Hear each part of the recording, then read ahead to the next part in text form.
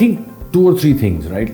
First, don't look for a fully baked person who has all the competencies that you need for that job, right? You'll never find an ideal candidate for a job. I've seen a lot of people trying to go for the perfect candidate, right?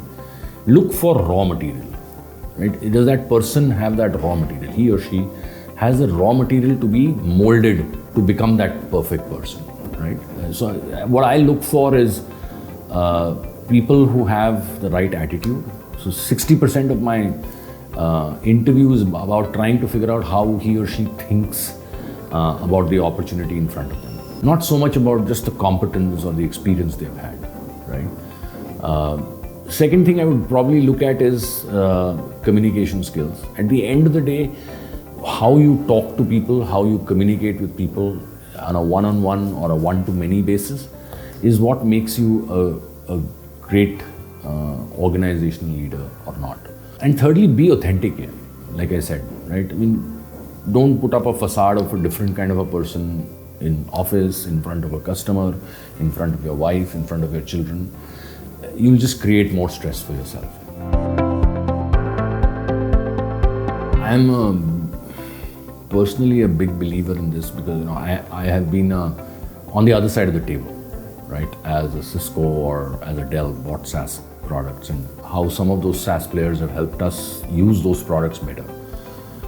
Here's the simple thing, right? We spend around 20 to 25% of our revenue on research, development, engineering at Capillary, which is a ton of money. And we build some, really phenomenal product with great features, which are, I would say, probably best of breed around the world. And we've seen that, right? The same product that we were selling in Asia, pretty much the same product, we took it to the Mecca of loyalty in the US, Mecca of SaaS in the US, and we've landed new customers with that, right? So it's a great product. And we're investing a lot. I think we owe it to our customers that they are told how to use that product to the best of its ability. And that's where customer success comes in, right? Number one, to ensure that they're adopting all the features that are most relevant for them. So I look at it in 2 or 3 categories, right? One, you have the feature and you're using it and it's giving you value. You have the feature, you're not using it, it can give you value.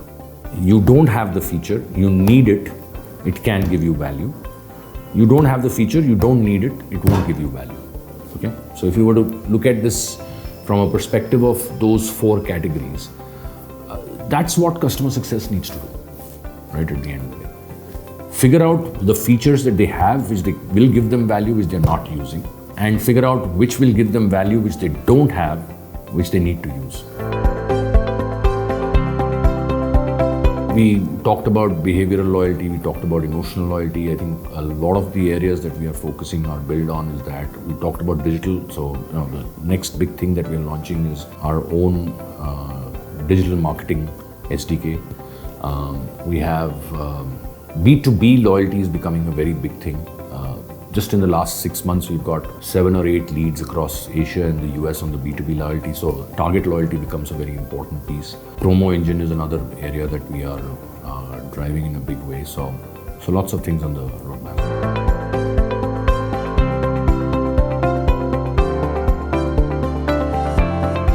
It's not artificial. Favorite movie, I think 2 of them, Padosan and Chupke Chupke. I think there's a book called The Age of Illness. It takes a very good